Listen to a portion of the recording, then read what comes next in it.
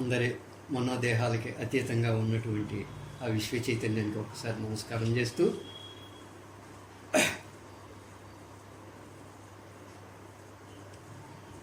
ఈ ప్రపంచంలో దేని గురించి తెలిసినా తెలియకపోయినా ముందుగా మన గురించి మనకు తెలియాలి అనేది కరెక్టా, ఇతరుల గురించి మనకు తెలియాలి అనేది కరెక్టా?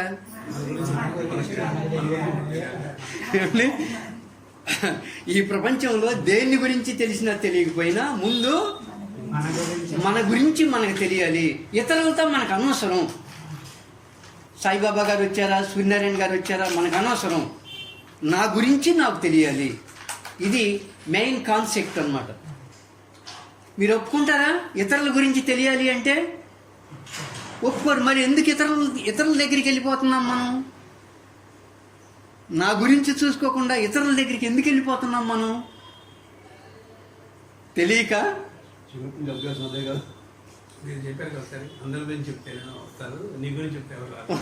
ఏంటి ఈ ప్రపంచంలో దేని గురించి తెలిసినా తెలియకపోయినా ముందుగా మన గురించి మనకు తెలియాలి. మన గురించి మనకు తెలియాలి. అవునా సార్? అవునా? ఓకేనా? అంటే ఏం తెలియాలి? ముందు మన గురించి మనకు తెలియాలి అంటే నా జీవితం అసలు ఏంటి, నా జీవితం అసలు ఏంటి, ఈ జీవితంలో నేను ఎలా ఉండాలి. ఇప్పటి వరకు ఎలాగో ఉన్నాం, అయిపోయింది. ఇప్పటి వరకు ఎలాగో జరిగింది, అయిపోయింది. నా జీవితం ఏంటి, ఈ జీవితంలో నేను ఎలా ఉండాలి, ఏం చెయ్యాలి అనేది తెలియాలి మనకి. ముందుగా మన గురించి మనకు తెలియాలి. నా జీవితం ఏంటి, ఈ జీవితంలో నేను ఎలా ఉండాలి, ఏం చెయ్యాలి అనేది తెలియాల్సిన అవసరం ఉందా లేదా? ఏమండి? ఎందుకంటే మన గురించి మనకు తెలియాల్సిన అవసరం ఉంది. ఎందుకు? మనకున్న జీవితం కొన్నాళ్లే, చాలా స్వల్పం. మనకున్న జీవితం చాలా చిన్నది.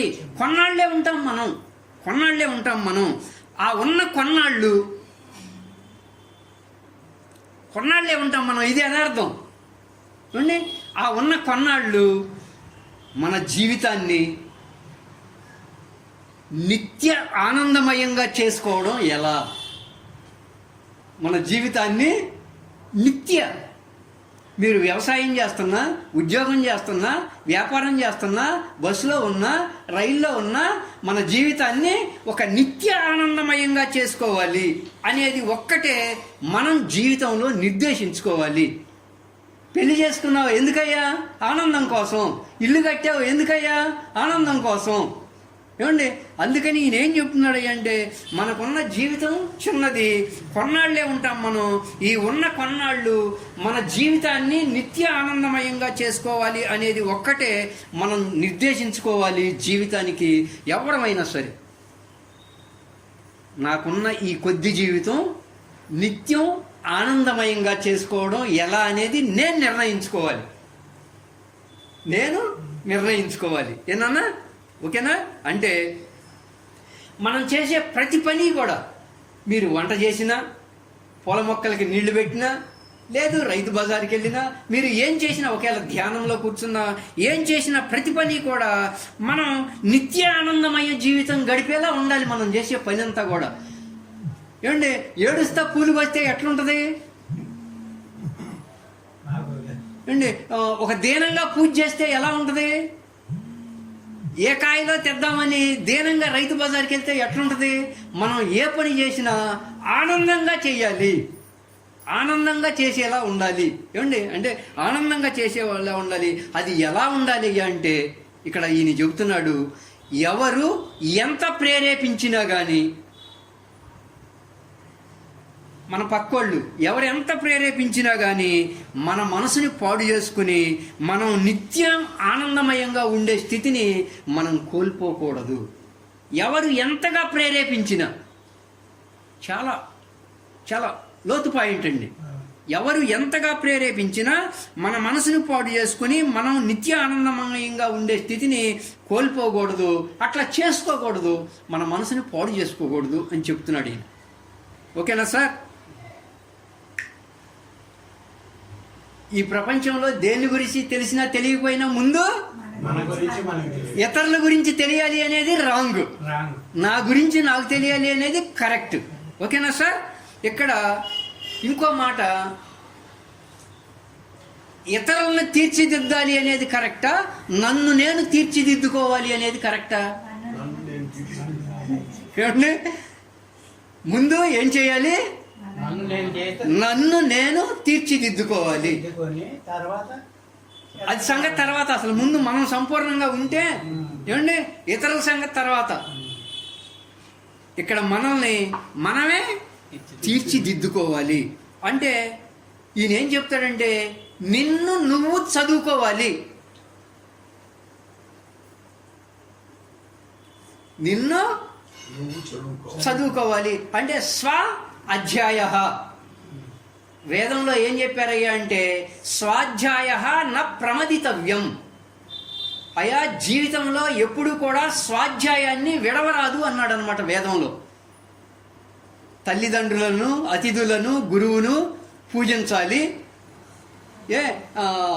అని చెప్తూ ఇక్కడ సత్యం మాట్లాడు, ధర్మంగా నడుచుకో అని చెప్తూ 3వ వాక్యంగా స్వ అధ్యాయ అంటే నిన్ను నువ్వు చదువుకోవాలి ప్రతిరోజు. మనం ఏం చేస్తున్నాం? రామాయణం తీసి రాముడికి, సీతకి, లక్ష్మణుడికి, ఆంజనేయుడికి సంబంధించింది చదువుతున్నాం, మనల్ని మనం చదువుకోవడంలా. భారతం తీసి కౌరవులు, పాండవులు చదువుతున్నాం, మనల్ని మనం చదువుకోవడంలా. భగవద్గీత తీసి కృష్ణుడు ఏం చెప్పాడో చూస్తున్నాం, కానీ కృష్ణుడు చెప్పింది నా గురించే అనేది మర్చిపోతున్నాం. అందుకని వేదంలో చెప్పింది ఏంటి? స్వ అధ్యాయ, నిన్ను నువ్వు చదువుకోవాలి నిత్యం. ఎప్పుడయ్యా? నిత్యం, ప్రతి క్షణం నిన్ను నువ్వే చదువుకోవాలి. నీ మనసు ఎలా ఉందో నిన్ను నువ్వే పరిశీలించుకోవాలి. నా మనసు అసలు ఎలా ఉంది? నిత్యం ఆనందమయంగా ఉంచుకోవడానికి చూస్తుందా, లేకపోతే ఎవరో ప్రేరేపించినట్లుగా నడుస్తుందా నా మనసు? నీ మనసుని నువ్వు చదువుకోవాలి అంటే నిన్ను నువ్వు చదువుకోవాలి. ఏమండి సత్యనారాయణ గారు? పేరండి ఉదయ్ శంకర్ గారు. మిమ్మల్ని మీరు చదువుకోకుండా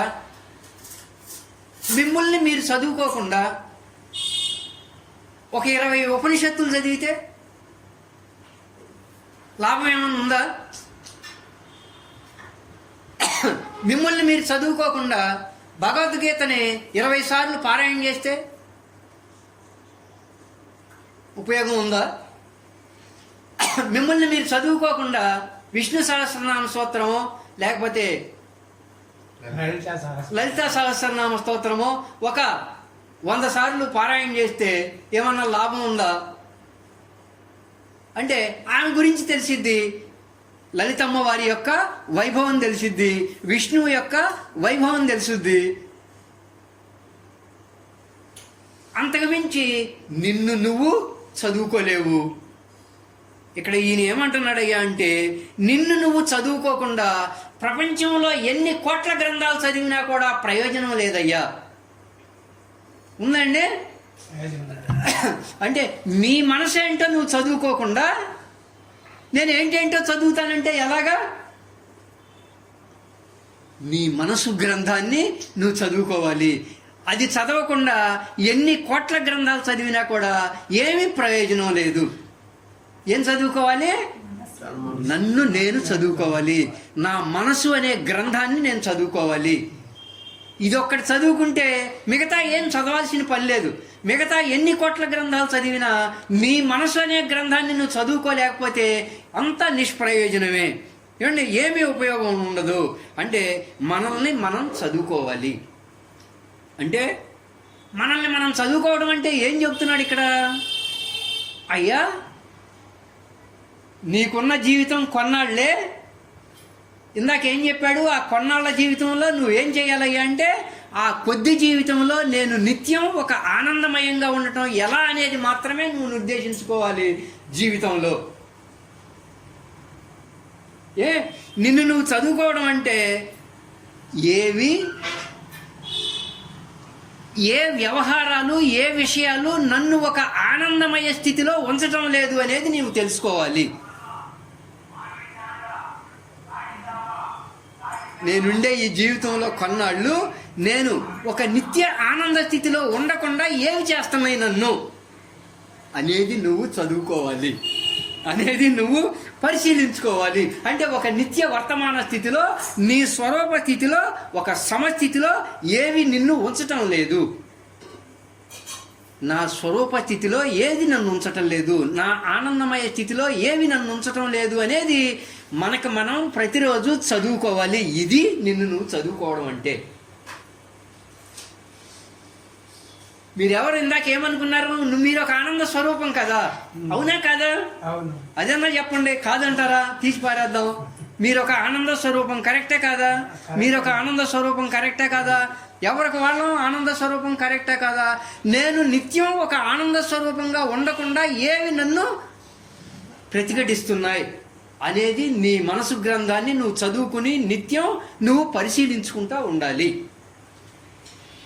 ఓకేనా సార్? ఓకేనా బాబు? అటువంటి జ్ఞానాన్ని మనకు ఉపదేశించే నిధిధ్యాసన గ్రంథాలు, అటువంటి జ్ఞానాన్ని మనకు ఉపదేశించే గ్రంథాలు, వాటి పేరు నిధిధ్యాసన గ్రంథాలు. మనకి వాడుకలో శ్రవణ ప్రధానమైనటువంటి గ్రంథాలు ఉన్నాయి. శ్రవణ ప్రధానమైనటువంటి గ్రంథాలంటే ఉపనిషత్తులు, భగవద్గీత, బ్రహ్మసూత్రములు, ప్రకరణ గ్రంథాలు, ఇవన్నీ కూడా శ్రవణ ప్రధానమైనటువంటి గ్రంథాలు. అంటే వింటాం, నేనెవరో చెప్తూ ఉంటాయి, దైవం ఎవరో చెప్తూ ఉంటాయి, నువ్వే దైవం అని చెప్తూ ఉంటాయి. అంతవరకే. అర్థమైందా సార్? నేనెవరో చెప్తూ ఉంటాయి, బ్రహ్మం అంటే ఎవరో చెప్తూ ఉంటాయి, ఆత్మస్వరూపం అంటే ఎవరో చెప్తూ ఉంటాయి, ఆత్మస్వరూపమే నువ్వని చెప్తూ ఉంటాయి. అంతకుమించి అవి లోతుల్లోకి వెళ్ళవు. అవి శ్రవణ ప్రధానమైనటువంటి గ్రంథాలు, ప్రస్థాన త్రయములు, ప్రకరణ గ్రంథాలు. దాని తర్వాత వాటిల్లో కొన్ని సందేహాలు వస్తే ఆ సందేహాలను తీర్చుకుంటానికి మనన ప్రధానమైనటువంటి గ్రంథాలు ఉంటాయి. వాటిల్లో కొన్ని సందేహాలు వస్తాయి మనకి, ఆ సందేహాలను తీర్చుకుంటానికి కొన్ని మనన ప్రధానమైనటువంటి గ్రంథాలు వస్తాయి. అవే ఖండన ఖండ కాద్యము, చిత్ సుఖి, అద్వైత సిద్ధి, ఉత్తర గీత, విజ్ఞాన భైరవ తంత్ర గ్రంథాలు. అవి కొంచెం మనన ప్రధానమైనటువంటి గ్రంథాలు. మన యొక్క సందేహాలను నివృత్తి చేసి మనకి ఒక బ్రహ్మాండమైనటువంటి ఒక పదాన్ని నిర్దేశిస్తాయి అన్నమాట. అవి మనకి శ్రవణ ప్రధానమైనవి, మనన ప్రధానమైనవి. ఈ రెండు కూడా అయ్యా నువ్వు శ్రవణం అయిన తర్వాత మననం దగ్గరికి వెళ్ళు, మననం అయిపోయిన తర్వాత నిధిధ్యాసన దగ్గరికి వెళ్ళాల్సిందే, తప్పదు అని అంటాయి అన్నమాట. ఈ రెండు కూడా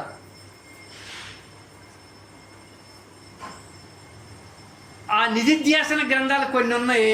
అవేంటయ్యా అంటే వాటి జ్ఞానం కనుక ఒకసారి మన లోపలికి ప్రవేశించింది అంటే, మన మనసు లోపలికి ప్రవేశించింది అంటే ఆ జ్ఞానం అలా నిలబడిపోయింది మనలో. అటువంటివి నిధిధ్యాసన ప్రధానమైనటువంటి గ్రంథాలు. అలా నిధిధ్యాసన ప్రధానమైనటువంటి గ్రంథాల్లో కొన్ని ఉన్నాయి. రుభు గీత, అవధూత గీత, నిర్వాణ ప్రకరణము, అష్టావక్ర గీత.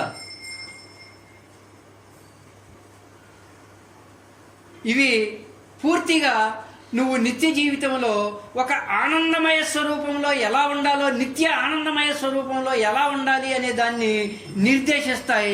ఇవి కనుక కరెక్ట్గా మన మనసు లోపలికి వచ్చినాయి అంటే ఇక అవి అలా ఉండిపోతాయి. శ్రవణ ప్రధానమైనవి, మనన ప్రధానమైనవి వచ్చినవంటే వచ్చి వెళ్ళిపోతూ ఉంటాయి. కానీ నిధి ప్రధానమైనటువంటివి కనుక వచ్చినాయి అంటే ఒకసారి మనం ఇక అవతలి తీరంలో చేరిపోతాం. యువతల తీరము, పడవ, ఇకేమి ఉండవు. అటువంటి వాటిల్లో ప్రధానమైనటువంటిది అష్టావక్ర గీత.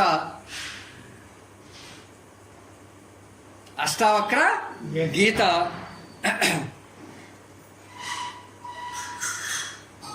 చూడండి సార్, నిన్న ఏం జరిగినా ఈరోజు ఏం జరుగుతున్నా, నిన్నేం జరిగినా ఈరోజు ఏం జరుగుతున్నా, రేపు ఏం జరగబోతున్నా ఒకసారి చెప్పండి మీరు. నిన్న ఏం జరిగినా ఇది కాదండి, ఈరోజు ఏం జరుగుతున్నా, రేపు ఏం జరగబోతున్నా అన్నీ కృత్రిమమా సహజమా? నిన్నేం జరిగినా కృత్రిమమే, ఈరోజు ఏం జరుగుతున్నా కృత్రిమమే, రేపేం జరిగినా కృత్రిమమే. ఏమండి, నిన్న పూజ చేసాం కృత్రిమమే, ఈరోజు యజ్ఞం చేసాం కృత్రిమమే, రేపు యాగం చేస్తాం కృత్రిమమే. అన్నీ కృత్రిమమే, నిన్న ఈరోజు రేపువి. కానీ మిత్రులారా, మీ ఉనికి ఒక్కటే సహజం, మీ అస్తిత్వం ఒక్కటే సహజం.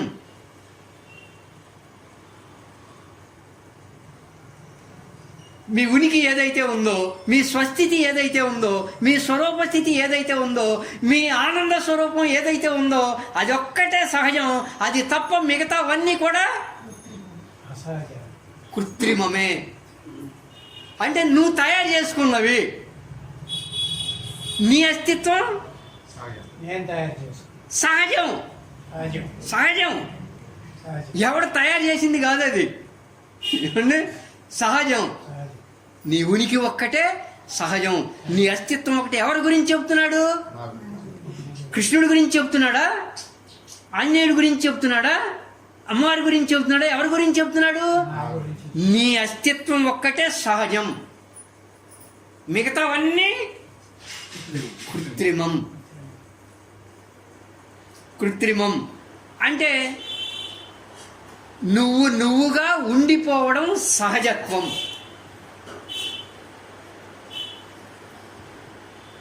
నువ్వుగా ఉండిపోవడం సహజత్వం. అది సహజ స్థితి. సహజ స్థితిలో ఉందామా, కృత్రిమ స్థితిలో ఉందామా? ఉందాం. అంటే నేనుగా ఉండటం సహజ స్థితి, నువ్వుగా ఉండటం సహజ స్థితి. ఏమండి, ఒకసారి మీ లోపల మీరు అనుకోండి, నేనుగా ఉండటం సహజ స్థితి, మిగతావన్నీ కృత్రిమమే.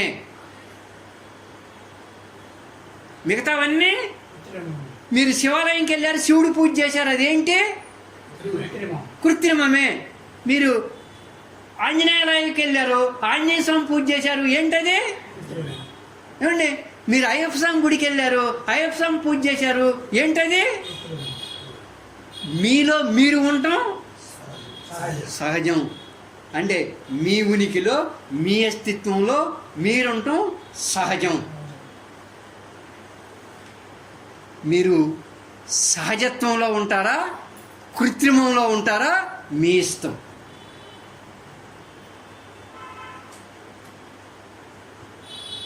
సహజత్వంలో ఉండదలిచారో, కృత్రిమత్వంలో ఉండదలిచారో మీ ఇష్టం.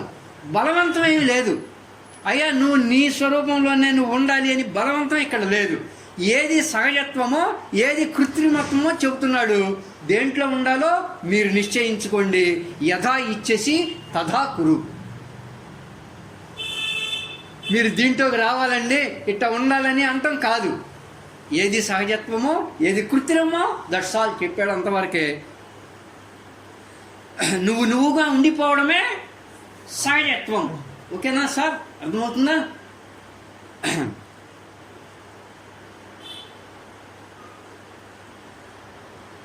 అని నువ్వుగా ఉండిపోవడమే సహజం, నీ అస్తిత్వమే సహజం అని ఒక గొప్ప వేదాంతి బ్రహ్మాండమైనటువంటి వైరాగ్య చిత్తుడు అయినటువంటి నిమివంశానికి చెందిన జనక మహారాజుల వారికి అష్టావక్రుడు బోధిస్తున్నాడు ఈ సంగతి.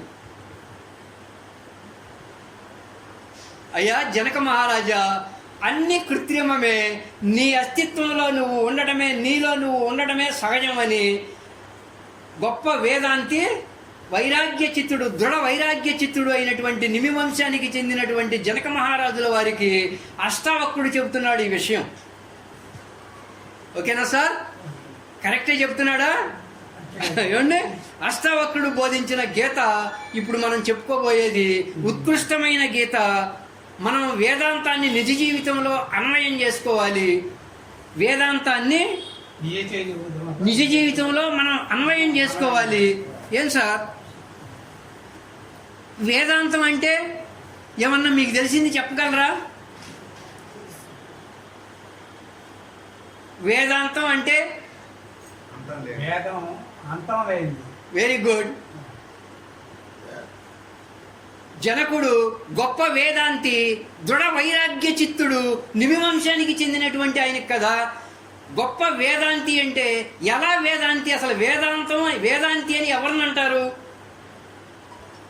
వేదం తెలిసినోడు అంటారు. వేదం తెలిసినోడిని. ఏ వేదమా? ఋగ్వేదమా, సామవేదమా, అధర్వణ వేదమా? ఏమండి అంటే వేదాంతం అంటే మిత్రులారా, ఇక్కడ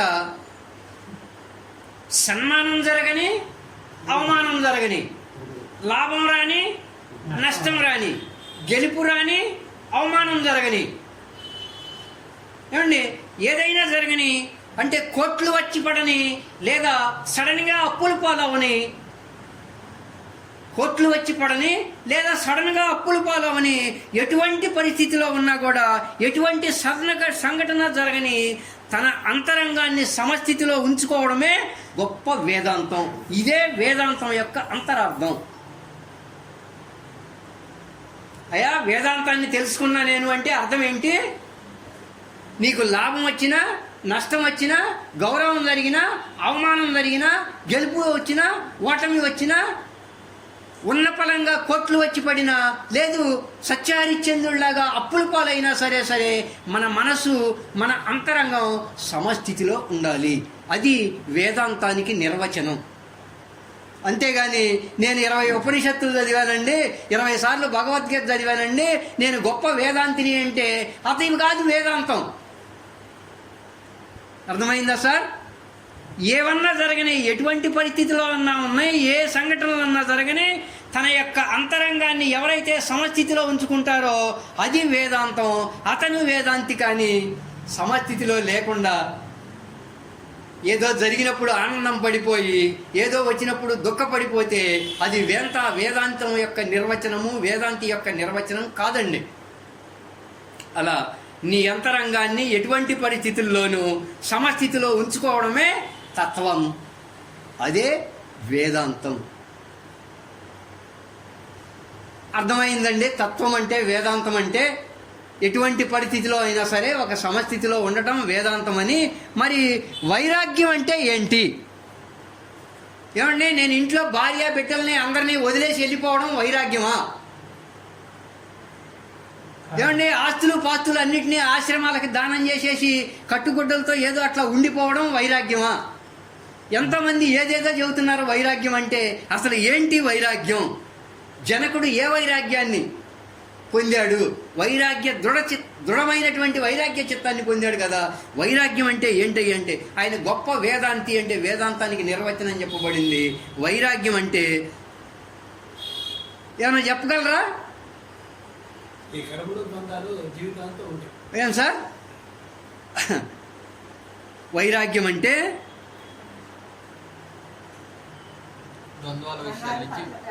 నాన్న అంటే మనకి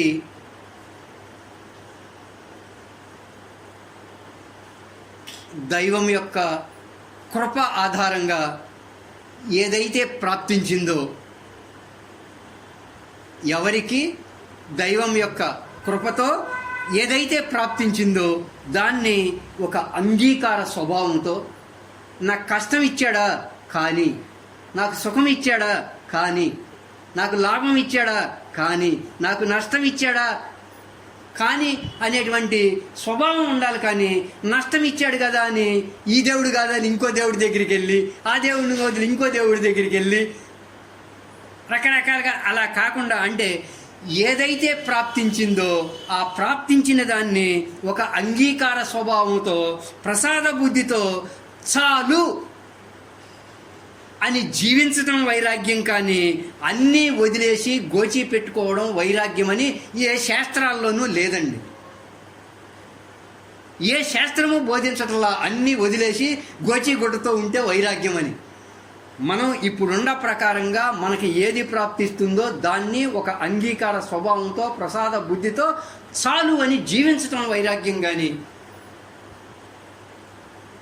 అన్నీ వదిలేసి ఒక గోచిగుడ్డ కట్టుకునో ఏమండి అన్నీ అది వైరాగ్యం కాదు. ఇలాంటి వేదాంతాన్ని, ఇలాంటి వైరాగ్యాన్ని మనకి ఈ అష్టావక్ర గీత ద్వారా మనం నేర్చుకోబోతున్నాం. ఈరోజు మొట్టమొదటిసారిగా నేర్చుకోబోతున్నాం. ఇందులో సత్యం గురించే ఉంటుంది, కేవలం సత్యం గురించే ఉంటుంది. ఇక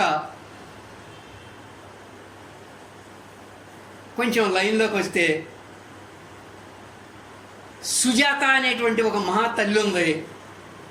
పేరేంటండి? సుజాత. అంటే ప్రతి ఒక్క పేరుకి కూడా కొన్ని అర్థాలు ఉంటాయండి. సుజాత అంటే, జాత అంటే పుట్టడం, సు అంటే విశేషమైనటువంటి పుట్టుకనిచ్చిన తల్లి కాబట్టి ఆమెను సుజాత అన్నారు.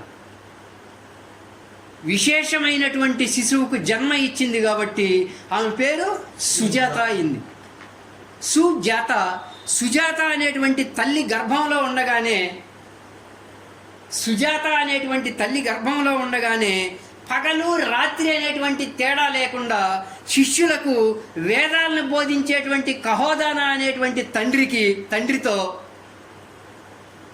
అంటే సుజాత అనేటువంటి తల్లి గర్భంలో ఉండగానే రాత్రి పగలు అనేటువంటి తేడా లేకుండా అసలు అన్నాహారాలను పట్టించుకోకుండా శిష్యులకి రేత్రి పగళ్ళు కూడా వేదాలను బోధించేటువంటి తన తండ్రి ఎవరైతే ఉన్నాడో ఆ సన్నివేశంలో గర్భంలో ఉన్నటువంటి పిల్లవాడు ఏం మాట్లాడుతున్నాడయ్యా అంటే, గర్భంలో ఉన్నటువంటి పిల్లవాడు, ఓ తండ్రి, ఆ పిల్లోడు 9 సంవత్సరాల నుంచి 9 నెలల నుంచి వింటున్నాడు అనమాట. తండ్రి ఏవేవో బోధిస్తున్నాడు, ఉపనిషత్తులు బోధిస్తున్నాడు, భగవద్గీత బోధిస్తున్నాడు, ఏవేవో గ్రంథాలు బోధిస్తున్నాడు. పొట్టలో ఉండి వింటున్నాడు ఈ పిల్లవాడు. ఏమండి వింటూ ఏమన్నాడయ్యా అంటే తండ్రితో, ఓ తండ్రి, మీరు ఉపనిషత్తులని భగవద్గీతలని ఏవేవో గ్రంథాలు శిష్యులకి వినిపిస్తున్నారు. వాళ్ళు ఆహా ఓహో అని చంకలు గుద్దుకుంటా చదువుకుంటా వెళ్ళిపోతున్నారే కానీ దాంట్లో ఉన్నటువంటి మూలాన్ని, దాంట్లో ఉన్నటువంటి సత్యాన్ని మీరు గ్రహించడం లేదు తండ్రి అని కడుపులో ఉన్నటువంటి బిడ్డ తండ్రిని గురించి అడిగాడండి. అటువంటి మహాజ్ఞానికి పుట్టుకనిచ్చింది ఈ తల్లి. చూడండి, అప్పుడు 8 సార్లు ప్రశ్నించాడనమాట తండ్రిని. ఏంటి ఇలా మీరు ఒక భగవద్గీత ఉందంటే ఏంటంటో అంటే ఏదేదో చెప్పుకుంటా వెళ్ళిపోవడమే, ఉపనిషత్తులు అంటే ఏవేవో చెప్పుకుంటా వెళ్ళిపోవడమే, కానీ దాంట్లో ఉన్నటువంటి సత్యాన్ని మీరు చెప్పటం లేదు వాళ్ళకి, దాంట్లో ఉన్నటువంటి మూలాన్ని మీరు చెప్పటం లేదు వాళ్ళకి అని ఈ కడుపులో బిడ్డ 8 సార్లు ప్రశ్నించడం చేత తండ్రి ఏమన్నాడయ్యా అంటే, ఎవర్రా నన్ను ఇక్కడ 8 సార్లు ఆజ్ఞాపించింది అని ఇట్లా చూసే తల్లికి ఎవరో కనపడలేదు. తీరా చూస్తే తన భార్య యొక్క గర్భంలో నుంచి ఆ మాట వినపడింది. తండ్రి తన ఇల్లుని తానే కాల్చుకున్నట్లుగా, అరే గర్భంలో ఉండగానే నువ్వు నన్ను ఇట్లా ఆదేశించావు అంటే బయటకు వచ్చిన తర్వాత ఇంకా నువ్వు నన్ను బతకనిస్తావంటరా అని నువ్వు అష్టవంకరలతో పుట్టుగా కానీ గర్భంలో ఉండగానే శపించేశాడు ఆ పిల్లవాడిని. మరి వేదాలు చెప్పేటువంటి వాక్శుద్ధి వల్ల కానీ దేనివల్లన్నా కానీ గర్భంలో నుంచి పుట్టేటప్పుడే 8 వంకరలతో పుట్టాడు పిల్లవాడు. అతనే అష్టావక్రుడు. కహోదా. చూడండి, అలా అష్టవంకరలతో పుట్టి ఆయన ఏం చేశాడు? అష్టవంకరలతో పుట్టి మీరు బ్రహ్మాన్ని ఏమైనా పట్టుకున్నారా? మీరేమైనా పట్టుకున్నారా? మన గురువులు ఏమన్నా పట్టుకున్నారా? ఎవరు కూడా బ్రహ్మాన్ని పట్టుకోలేదు.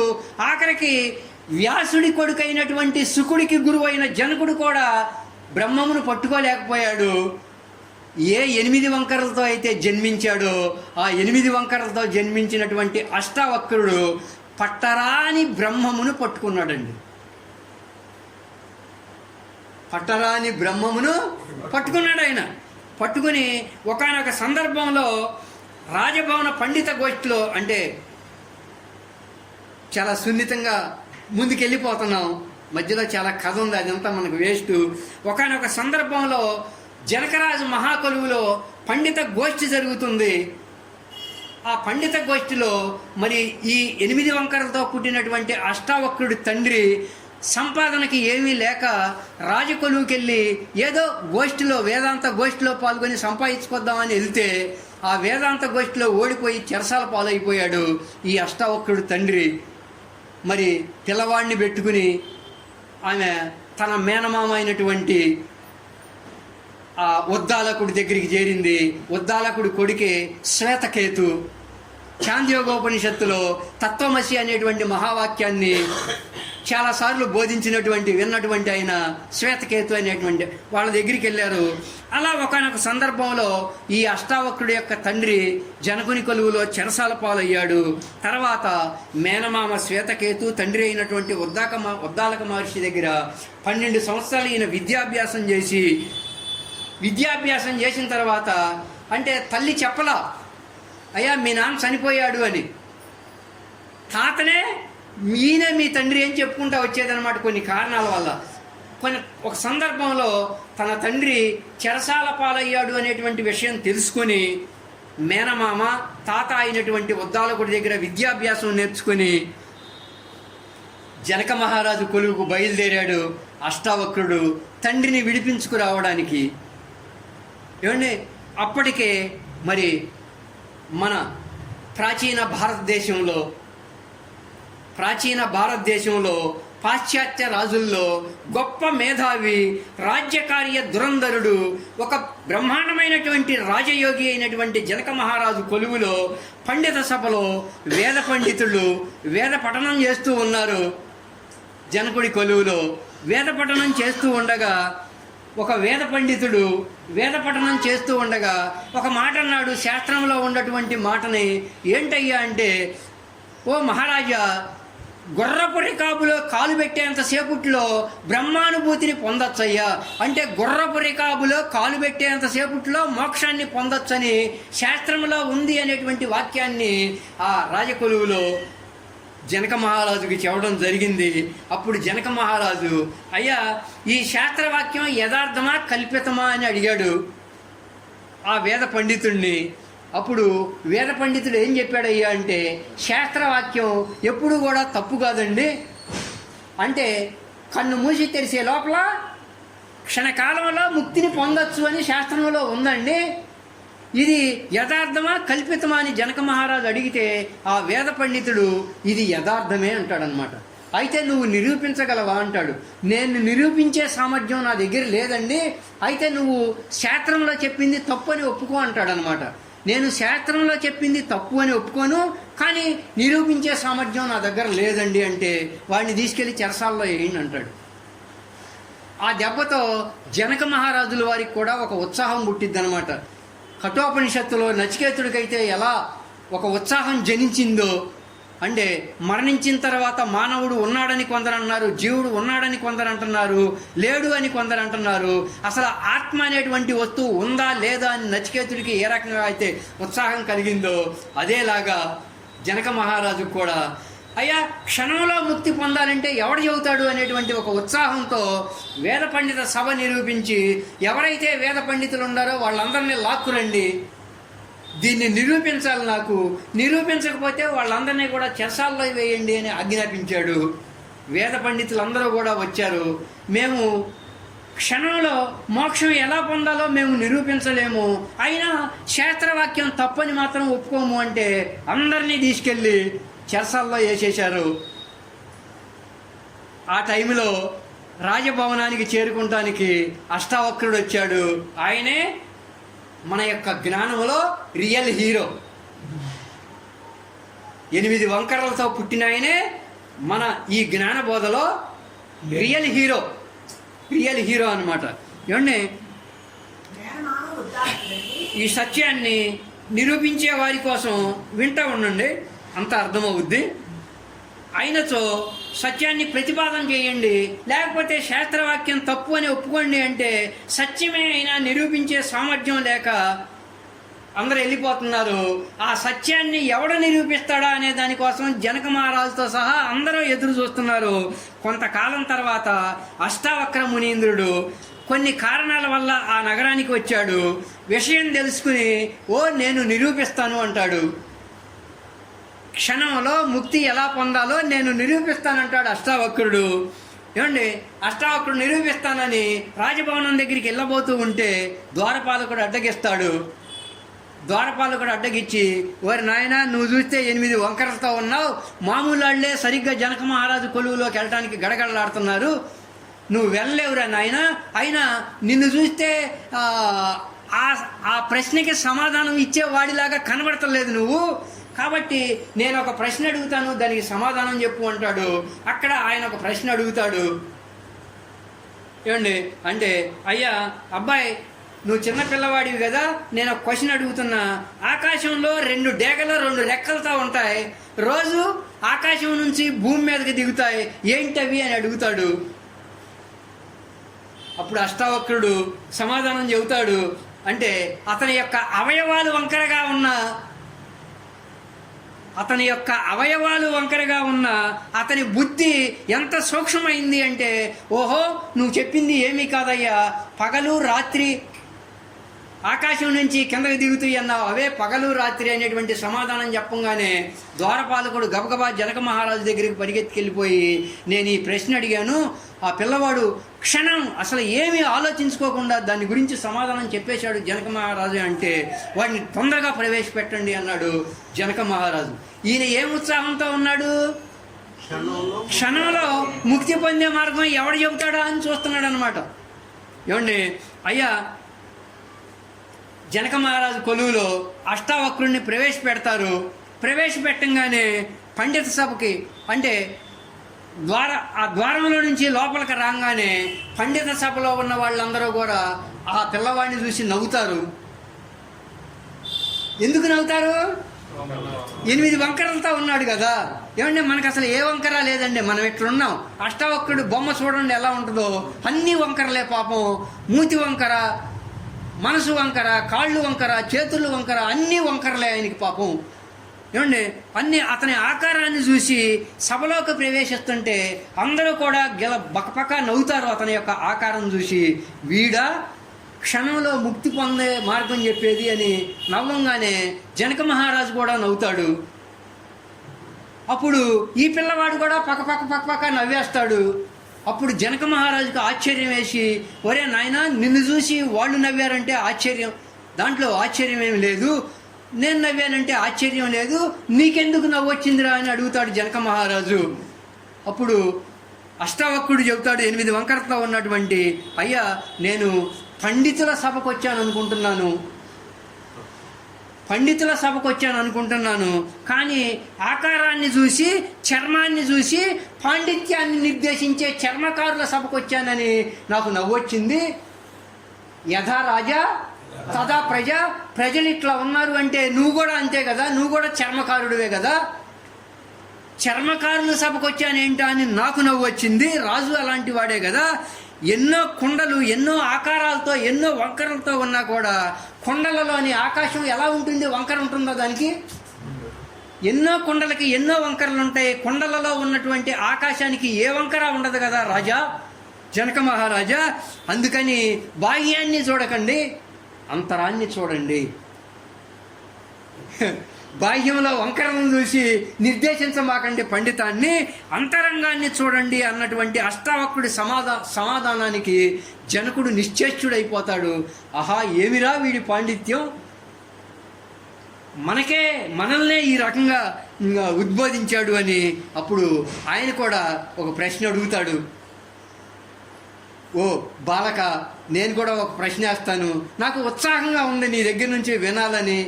అయ్యా ఈ సృష్టిలో ఒక మహా అద్భుత శక్తి ఉన్నది, ఆ అద్భుత శక్తికి 6 నాభులు ఉన్నాయి. 6 నాభులు ఉన్నాయి ఆ అద్భుత శక్తికి, 12 అవయవాలు ఉన్నాయి, 24 ఆవరణలు ఉన్నాయి, 360 ముంగురులు ఉన్నాయి. ఇవన్నీ ఏమిటో చెప్పమన్నాడు పిల్లవాడిని. ఓహో జనక మహారాజా, ఇదెంతసేపు, క్షణంలో చెప్పేస్తా చూడండి అని. మీరు అడిగిన మహాశక్తే కాలచక్రం. 6 నాభులే 6 ఋతువులు.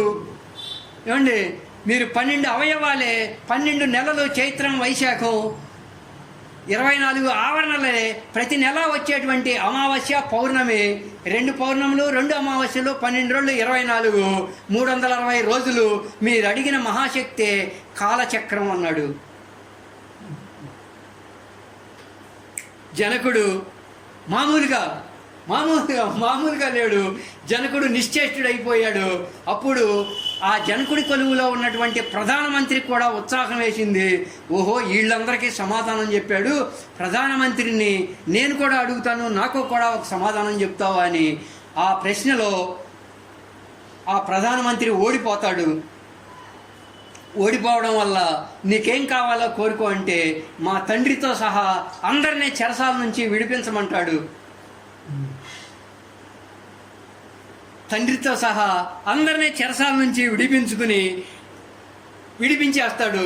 జనకుడు ఎంతో ఉత్సాహంతో శాస్త్ర నిర్ణయాన్ని, అంటే క్షణంలో ముక్తి ఎలా పొందాలో చెప్తామన్నారు కదా మీరు, శాస్త్ర నిర్ణయాన్ని ప్రతిపాదిస్తారా మునీంద్ర అని అడిగాడు అష్టావక్రుణ్ణి.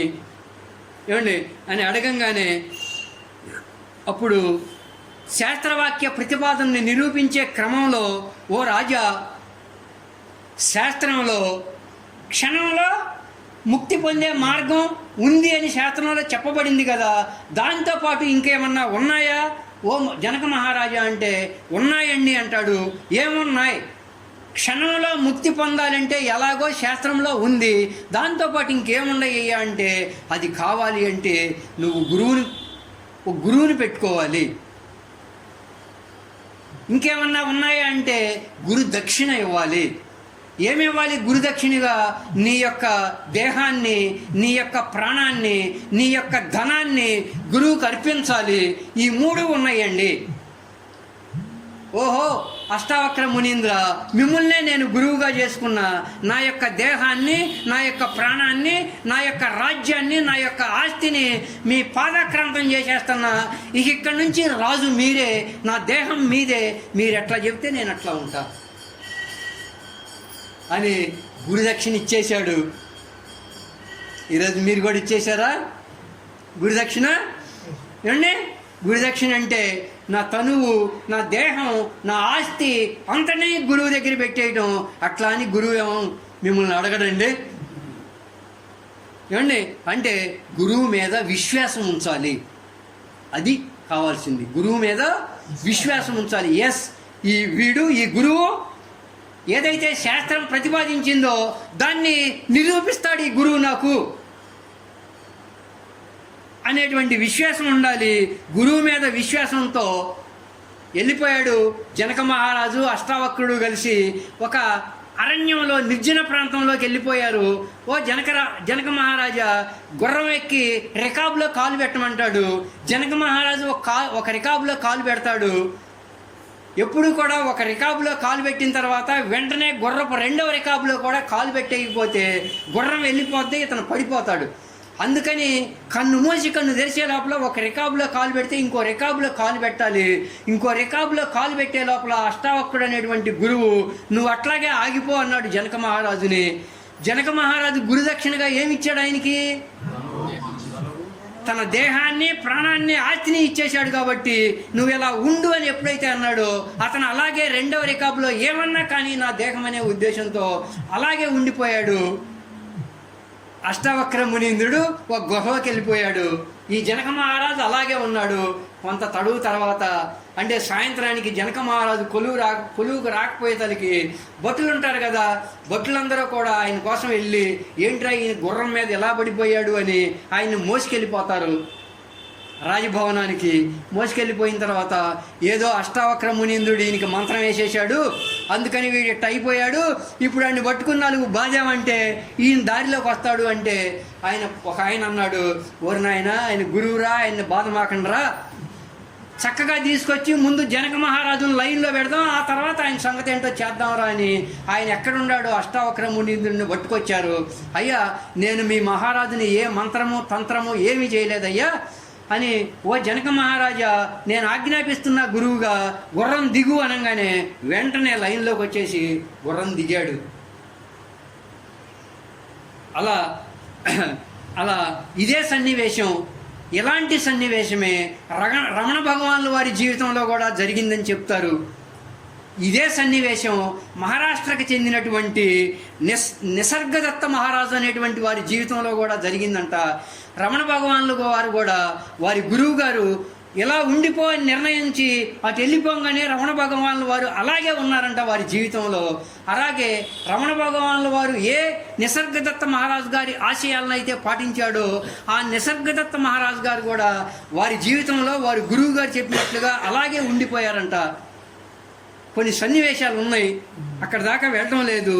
అలా జరిగిన తర్వాత అష్టావక్రుడు తండ్రితో సహా అందరినీ విడిపించి, తండ్రి ఏం చేస్తాడంటే వీడు అష్టవంకరలతో పుట్టాడు కదా, ఆహా ఇటువంటి పాండిత్యం గలవాడినా నేను శపించింది అని ఆ తండ్రి ఆ పిల్లవాడి కాళ్ళ మీద పడిపోయి, ఒరే నాకు తెలియదురా నాన్న నువ్వు ఇంత జ్ఞానివని, నిన్ను కడుపులో ఉండంగానే శపించేశాను, ఎటువంటి దౌర్భాగ్యుణ్ణి నేను, అయినా నీ అష్టవంకరలో పోవాలంటే సమంగా నది అనే ఒక నది ఉందయ్యా.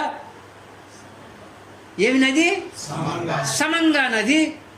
ఏమండి, సమంగా నది ఉంది, ఆ సమంగా నదిలో స్నానం చేస్తే నీ అష్టవంకరలో పోతాయి. ఏమండి, విశ్వ చైతన్యమైనటువంటి దేవుడు మీలో ఎలా ఉన్నాడు? సమంగా ఉన్నాడు. ఈయనలో ఎలా ఉన్నాడు? సమంగా ఉన్నాడు. ఆయనలో ఎలా ఉన్నాడు? సమంగా ఉన్నాడు. ఆయనలో ఎలా ఉన్నాడు? ఆయనలో ఎలా ఉన్నాడు? ఒక ఆవులో ఎలా ఉన్నాడు? ఏమండి, ఒక పక్షిలో ఎలా ఉన్నాడు? అంటే ఆ దైవం, ఆ దేవుడు, ఆ భగవంతుడు, ఆ బ్రహ్మము, ఆ విశ్వ చైతన్యం అందరిలో సమంగా ఉన్నాడు.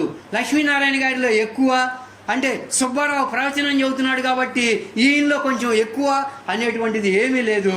భగవంతుడు అందరిలో సమంగా ఎలా ఉన్నాడు? సమంగా. అందుకని నిన్నేమంటున్నాడు? నువ్వు సమంగా ఉండు అంటున్నాడు. అష్టావక్రుడిని ఏ నదిలో ముంచారో? ఏమండి, విశ్వ చైతన్యం ఎలా ఉంది అందరిలో? మనందరినీ అంటే దాని ఉద్దేశం ఏంటి? మనందరినీ ఎలా ఉండమని? సమంగా ఉండమని. నువ్వు సమస్థితిలో ఉండు. ఏ పరిస్థితులు ఎలా ఉన్నా, ఏ సంఘటనలు ఎలా ఉన్నా నువ్వు సమస్థితిలో ఉండు. అటువంటి సమంగా నదిలో మునగంగానే స్నానం చేసి అన్ని వంకరలో పోగొట్టుకున్నాడు. అన్ని వంకరలో పోగొట్టుకున్న తర్వాత ఇతను ఒక ఋషి అయిపోయాడు అష్టావక్రుడు. ఏమండి, తండ్రిని తీసుకొని, తండ్రి మనం వెళ్ళిపోదాం మన రాజ్యానికి అని వెళ్ళిపోబోతూ ఉండగా జనకుడు ఏం చేశాడని అంటే, జనకుడు ఎవరో ఒక చక్రవర్తి, అంటే అనేక దేశాలకి చక్రవర్తి అన్నమాట జనకుడు. అటువంటి చక్రవర్తి తన యొక్క ఆస్థానం మీద ఈ అష్టావక్రుడు అనేటువంటి గురువును కూర్చోబెట్టి తాను గురువుల పాదాల దగ్గర కూర్చుని, జనకుడు అలా కాదు మునీంద్ర, తండ్రితో సహా అందరినీ విడిపించుకుని మీరు వెళ్తానంటే ఎలాగూ మాకు ఆ సత్యాన్ని, ఏ సత్యాన్ని? మాకు గుర్రపు రికాబులో కాలు పెట్టినంతలో మోక్షం పొందాలి అని శాస్త్రవాక్యం ఉంది కదా, ఆ సత్యాన్ని, ఆ నిత్య ఆనంద స్థితిని మాకు బోధించండి, ఆ సమస్థితిని మాకు బోధించండి. నాకు దాంట్లో కొన్ని సందేహాలు ఉన్నాయి ఏమండి అని జనకుడు అడగగా అష్టావక్రుడు మొదలు పెడతాడు ఉపదేశాన్ని. అదే అష్టావక్ర గీత. అదే అష్టావక్ర గీత. అప్పటికే జనకుడు ఎలాంటి వాడయ్యా అంటే, వ్యాసుని కొడుకైనటువంటి శుకుడికి వ్యాసుడు ఏమి రచించాడు? ఉపనిషత్తులు రచించింది ఆయనే, భగవద్గీత రచించింది ఆయనే, విష్ణు సహస్రనామ స్తోత్రం రచించింది ఆయనే, 18 పురాణాలు రచించింది ఆయనే. ఏమండి, ఎన్నో శంకరాచార్యులు రాసినటువంటి ప్రకరణ గ్రంథాలను రచించింది వ్యాసుడే. అటువంటి బ్రహ్మాండమైనటువంటి వ్యాసుని కుమారుడైనటువంటి శుకునికి ఒకానొక సమయంలో, అది మీకు ఇప్పుడు ఆ స్టోరీ రాదండి. ఒకానొక సమయంలో ఆ శుకుడు తన యొక్క తండ్రి నాకు సంపూర్ణ జ్ఞానాన్ని, అంటే సంపూర్ణ జ్ఞానాన్ని మీరు ప్రవచించాల్సింది అని వ్యాసుడిని అడిగితే, వ్యాసుడు భగవద్గీతలో ఉన్నాయి, ఉపనిషత్తుల్లో ఉన్నాయి, 18 పురాణాల్లో ఉన్నాయి అన్నీ చెప్పుకొస్తే శుకుడు ఏమై ఉంటాడయ్యా అంటే, వాటిల్లో ఉండయ్యే తండ్రి నువ్వు నాకు చెబుతున్నావు, నన్ను ఇవి సంపూర్ణ జ్ఞానానికి నన్ను నిర్దేశించట్లేదు, మీరు చెప్పింది నాకు సరిపోవడం లేదు అంటే, అప్పుడు వ్యాసుడు ఏమంటాడయ్యా అంటే, నాకంటే గొప్ప జ్ఞాని ఒక ఆయన ఉన్నాడు, జనకుడు, సీతాదేవి తండ్రి, అతని దగ్గరికి వెళ్ళయ్యా అని శుకుడిని జనకుడి దగ్గరికి పంపిస్తాడు వ్యాసుడు. ఎలాంటి వాడు వ్యాసుడు అంటే, మనం ఇప్పుడు వేదాలని ఉపనిషత్తుల్ని వింటున్నా, ఉపనిషత్తుల్ని ఉపన్యసిస్తున్నా, భగవద్గీత చెప్తున్నా, భగవద్గీత వింటున్నా, వ్యాసుని యొక్క ఎంగిలే మనం వింటున్నాం, చెబుతున్నాం. అలాంటి వ్యాసుడు తన యొక్క కుమారుణ్ణి, అంటే 14 సంవత్సరాలు, ఏకంగా 16 సంవత్సరాలు తల్లి గర్భంలో 16 సంవత్సరాల వయసులో ఉన్నటువంటి శుకుడు, అంటే 16 సంవత్సరాలు ఉన్న తర్వాత వ్యాసుడు, నాయన అసలు బయటికి రావా తల్లి గర్భంలో నుంచి అంటే, బయటకు వస్తే నన్ను ఈ బాంధవ్యాల్లో ఇరుక్కుపోతాను కాబట్టి తండ్రి నాకు ఈ గర్భంలోనే బాగుంది, నేను ఇక్కడే ఉంటానంటే, కాదు నాయన, నువ్వు బయటకు వచ్చి కొంత జ్ఞానోపదేశాన్ని నేర్చుకోవాలి, కొందరికి జ్ఞానోపదేశం చేయాలి, బయటికి రా అంటే 16-14 సంవత్సరాల వయసులో ఉన్నట్టును దిగంబరంగా వచ్చేసి తల్లి తండ్రి వెంక కూడా చూడకుండా 21 నిమిషాలు అసలు ఏ రాజ్యంలోనూ ఉన్నటువంటి సుఖభగవానుడు ఒక రేత్రిపూట ఏ గ్రామంలోనూ ఉండడు ఆయన. అలాంటి సుఖభగవానుడు జనక మహారాజు కొలువుకు వస్తాడు, జనక మహారాజుని గురువుగా చేసుకుని జ్ఞానోపదేశం చేసుకుంటానికి. అలాంటి జనకుడు తన యొక్క ఆస్థానం మీద అష్టావక్రుడిని కూర్చోబెట్టి, అష్టావక్రుడి యొక్క పాదాల దగ్గర తాను కూర్చొని ఆ సత్యాన్ని, ఆ నిత్య ఆనంద స్థితిని మాకు బోధించండి అంటే అష్టావక్రుడు బోధిస్తున్నాడు. అంటే జ్ఞానోపదేశం చేసిన ఆయన జనకుడు. అలా జనకుడు, అష్టావక్రుడు ఇద్దరు గొప్ప ఆత్మజ్ఞానులు. అలా ఇద్దరు ఆత్మజ్ఞానుల మధ్య జరిగింది ఈ అష్టావక్ర గీతోపదేశం. ఆత్మజ్ఞానం, జీవన్ముక్త స్థితి, ఒక నిత్య ఆనంద స్థితి గురించి జనకుడు ఆల్రెడీ 9 మంది సిద్ధుల ద్వారా నేర్చుకుంటాడండి. జనకుడి యొక్క తండ్రి నిమి, ఆయన 9 మంది సిద్ధుల ద్వారా బ్రహ్మజ్ఞానాన్ని నేర్చుకుంటాడు.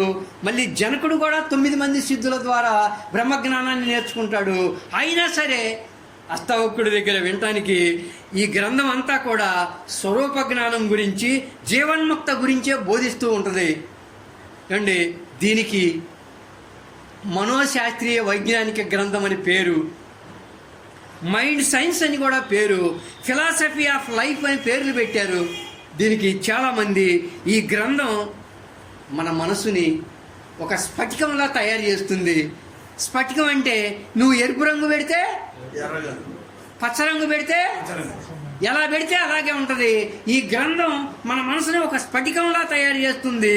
జీవితం అంతా ప్రతి క్షణము మనల్ని ఆనందంగా, పరమానందంగా ఉంచుతుంది, సమస్థితిలో ఉంచుతుంది. ఇక ఆనందమే ఆనందం అంటే ఒక జాగ్రత్త సుషుప్తిలో ఉంచుతుంది. మీరు గాఢ నిద్రలో ఎలా ఉంటారు సార్? మీరు గాఢ నిద్రలో ఎలా ఉంటారో మెలకువలో కూడా అలా ఉండే స్థితిని ఇది చెప్పుద్ది ఈ అష్టావక్ర గీత. ఏమండి, భగవద్గీత అంత తేలికైంది కాదు ఈ అష్టావక్ర గీత, ఉపనిషత్తు అంత తేలికైంది కాదు ఈ అష్టావక్ర గీత. కానీ మానవ మనసుకి అతీతమైనటువంటి విషయాల్ని, మానవ మనసుకి అతీతమైన విషయాల్ని మనసుకు పట్టే విధంగా, మానవ మనసుకి అతీతమైన విషయాల్ని మనసుకు పట్టే విధంగా చాలా తేలికైనటువంటి ఉదాహరణలతో, చాలా తేలికైనటువంటి ఉపమానాలతో మనకు అవగాహన కల్పించే ప్రయత్నంలో వివరించడం జరుగుతుంది. ఆయన ఏమండి 45 సంవత్సరాల వయసులో, 45 సంవత్సరాల వయసు మనకి ఏమండి, ఇప్పుడు మీకు ఎంతో వయసు ఉంటుంది. సపోజ్ మీకు ఒక 50 సంవత్సరాలు అనుకోండి. ఏమండి 50 సంవత్సరాలు అనుకుంటే కనీసం ఒక 48 సంవత్సరాల వయసు ముందుకెళ్తే మీరు ఎలా ఉండి ఉంటారు? ఏంటంటే ప్రతి ఒక్కళ్ళము కూడా ఒక 3 సంవత్సరాలు 4 సంవత్సరాల వయసుకి మీరు వెళ్ళిపోండి. ఒక్కసారి మీరు 3-4 సంవత్సరాల వయసులో నా మనసు ఎలా ఉంది అనే దగ్గరికి వెళ్ళండి. అప్పుడు మీ మనసు ఎలా ఉందయ్యా అంటే ఒక బ్రహ్మాండమైనటువంటి తెల్ల కాగితంలాగా ఉంది అందరి మనసు. ఏమండి, 3-4 సంవత్సరాల వయసులో మన మనసు ఎలా ఉంది? ఒక తెల్ల కాగితంలా ఉంది. అయితే అలా అటువంటి తెల్ల కాగితం మీద ఏ అక్షరాలు లేవు, ఏ ఇంకు లేదు. ఆ తర్వాత ఏం జరిగింది? మనకి కలిసిన వాళ్ళందరూ కూడా ఆ తెల్ల కాగితం మీద ఇంకులు చల్లారు, అక్షరాలు చల్లేశారు.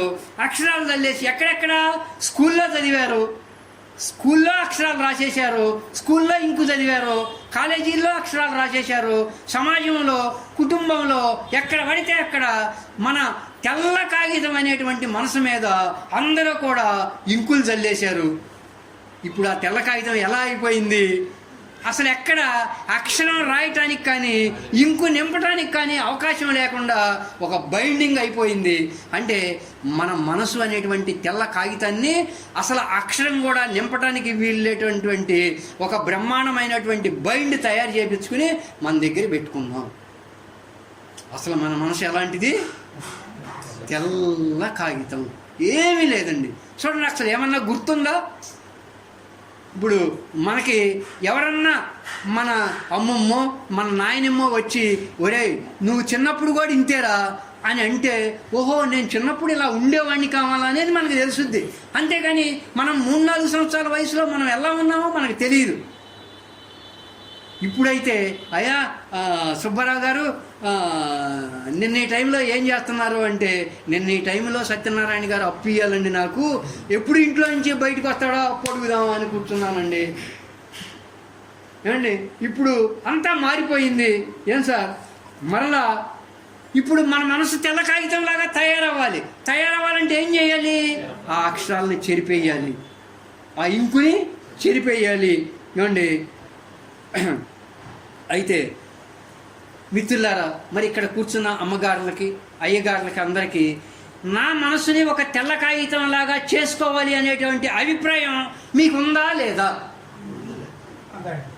మీ మనసు అసలు ఎలాంటిది? ఒక బ్రహ్మాండమైనటువంటి అంద స్వరూపం, ఒక తెల్ల కాగితం.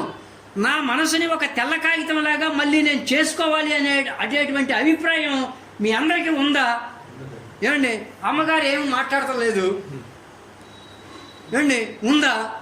ఉంటే అయితే అలాంటి వాటిని చెరిపి నీ మనసుని ఒక తెల్ల కాగితంలా చేస్తుంది ఈ మనోశాస్త్రీయ వైజ్ఞానిక గ్రంథం, ఈ అష్టావక్ర గీత. అయితే నా మనసుని తెల్ల కాగితంలాగా చేసుకోవాలి అనే అభిప్రాయం నాకు ఎంత ఉన్నప్పటికీ కూడా దాన్ని తెల్ల కాగితంలాగా తయారు చేసుకోవాలి అనేటువంటి శ్రద్ధ, అపేక్ష కూడా మనకు ఉండాలి కదా. అది లేకుండా ఇంకుని అట్టా పెట్టుకుని బైండింగ్ని ఇట్టాగే పెట్టుకుని నా మనసు అనేటువంటి పుస్తకం తెల్ల కాగితంలాగా తయారవ్వాలి అంటే అవ్వదు కదా. నాకు శ్రద్ధ ఉండాలి, అపేక్ష ఉండాలి. ఏమండి, అవునా కాదా? ఏమండి, మేము ఇంతకుముందు ఏదో చేసేవాళ్ళం, నేను ఇప్పుడు కూడా అదే చేస్తాను అంటే కుదిరే నీ మనసు తెల్ల కాగితంలాగా మారదు, అంతవరకే. సుబ్బారావు గారు ఏం చేయలేడు. ఏమండి, అవునా కాదా? అర్థమవుతుందా చంద్రెడ్డి గారు? ఓకేనా? ఏమండి, మరి ఇంకొక చిన్న మాట. రామకృష్ణ పరమహంస గారు మీకు తెలిసే ఉంటుంది. ఆయన జీవితంలో స్వామి వివేకానంద గారు పరిచయం అయినప్పుడు ఈ అష్టావక్ర గీతని స్వామి వివేకానంద గారికి ఇచ్చి, వివేకానంద ఈ అష్టావక్ర గీతని నాకు చదివి వినిపించు అని రామకృష్ణ పరమహంస గారు అంటే ఈ అష్టావక్ర గీతలోని ఒక 3-4 అధ్యాయాలు చదవంగానే స్వామి వివేకానంద గారు అతని యొక్క మనస్సు ఏదైతే 3-4 సంవత్సరాల వయసులో ఉన్నప్పుడు తెల్ల కాగితంలాగా ఉందో అటువంటి స్థితిలోకి వెళ్ళిపోయిన స్టేజీలోకి అయిపోయి 3-4 అధ్యాయాలు చదవంగానే అలా పుస్తకం అలాగే తెరిచి అలాగే తెల్ల కాగితంలాగా అతని మనసు నుంచుకుని అలాగే ఉండిపోయాడంట. రామకృష్ణ పరమహంస గారు గ్రహించి, ఏమి నరేంద్ర, ఆయన పేరు అప్పటికి వివేకానంద కాదు, నరేంద్ర, ఏమి నరేంద్ర చదివి వినిపించమంటే అట్లాగే ఉండిపోయావేంటి అని రామకృష్ణ పరమహంస గారు అడిగితే స్వామి వివేకానంద గారు, నరేంద్ర గారు, అయ్యా గురువర్య ఇక నేను చదవలేను దీన్ని ఇది నాకు అంటే ఒక ఆనంద స్వరూపంలాగా నన్ను ఒక నిస్తేజుని చేసేసింది 3-4 అధ్యాయాలే, నేను ఇంకా చదవలేను మహాత్మా దీన్ని, నేను ఆ స్వరూపంగా ఉండిపోయాను అని చెప్తాడంట స్వామి వివేకానంద. ఆ తర్వాత నరేంద్రుడు స్వామి వివేక ఆనంద అంటే ఆనంద స్వరూపమే ఆయన అయిపోయాడు కాబట్టి వివేకంతో ఆయనకి వివేక ఆనందుడు అనేటువంటి పేరు వచ్చింది. అలాగే రమణ భగవానుల వారు తన యొక్క స్వదస్తూరితో ఈ అష్టావక్ర గీతని తానే రాశారంట రమణ భగవానుల వారు. అనేక మంది వచ్చినప్పుడు ఈ అష్టావక్ర గీతలోని కొన్ని అధ్యాయాలని చెబుతూ ఉండేవారంట. అలాగే మరి చిన్మయానంద, నిసర్గదత్త మహారాజ్ గారు, ఓషో, అలాగే రవిశంకర్ గారు, బగ్గి వాసుదేవ్ గారు, మరి జిడ్డు కృష్ణమూర్తి, అలాగే ఎంతోమంది మహాత్ములు, ఆఖరికి శ్రీకృష్ణ పరమాత్మ కూడా, మరి శ్రీకృష్ణ పరమాత్మ జీవితంలో ఎవరికీ అంత్యక్రియలు చేయలేదు, వాళ్ళ కుటుంబ సభ్యులకు కూడా అష్టావక్రుడికి శ్రీకృష్ణుడు స్వయంగా అంత్యక్రియలు చేసినట్టుగా మహాభారతంలో ఉన్నది. అంతటి మహాత్ముడు ఈయన. అంటే ఇంకా చాలా ఉన్నాయి. అంటే ఒక తల్లి తన పిల్లవాడిని కన్నంట, ఆ పిల్లవాడికి అసలు ఎముక లేదంట, ఎముకలు లేవంట ఆ పిల్లవాడికి. ఎముకలు లేకపోతే అక్కడ ఆ గ్రామంలో ఉన్నటువంటి ఒక పెద్ద ఆయన్ని అడిగితే, మరి పిల్లవాడండి ఎముక లేకుండా పుట్టాడు, ఇతని పరిస్థితి ఏంటి అంటే అతను ఇంకో పట్టణం వెళ్ళమన్నాడు అనమాట. పట్టణం వెళితే ఆ పట్టణంలో ఒక పెద్ద ఆయన దగ్గరికి వెళ్తే ఆయన ఏం చెప్పాడయ్యా అంటే, ఏమి లేదమ్మా, అష్టావక్రుడు ముఖం చూసిరాపో ఒకసారి అన్నాడు. ఈ తల్లి ఆ పిల్లవాడిని తీసుకుని అష్టావక్రుడు ఎక్కడున్నాడో, ఆయన ఎక్కడ బోధిస్తున్నాడో అక్కడికి వెళ్ళి ఒక్కసారి ఆయన్ని దర్శించే యోగ్యత లేక మనసులో ఆయన్ని స్మరించంగానే ఈ పిల్లవాడికి ఎముకలన్నీ వచ్చేసి చాలా బాగా అయ్యాడని కొన్ని గాథలు చెబుతూ ఉంటాయి. అలాగే అష్టావక్ర గీత గురించి మహాభారతం వనపర్వంలో లోమస మహర్షి ధర్మరాజుల వారికి చెప్తాడు.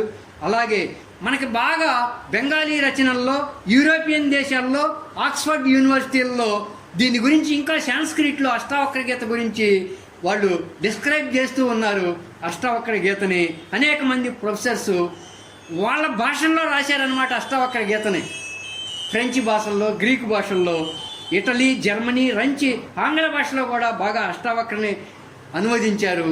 మరి చైనా ఆధ్యాత్మికవేత్త లావోజ్, చైనా ఆధ్యాత్మికవేత్త లావోజు అష్టావక్ర గీతని అధ్యయనం చేసి ద్వంద్వాలను తెలుసుకుని ద్వంద్వాతీత ముక్త స్థితిలో ఎలా ఉండాలి అని పరిశోధన చేసి ఏకంగా తావోయిజం అనేటువంటి మతాన్ని స్థాపించాడు.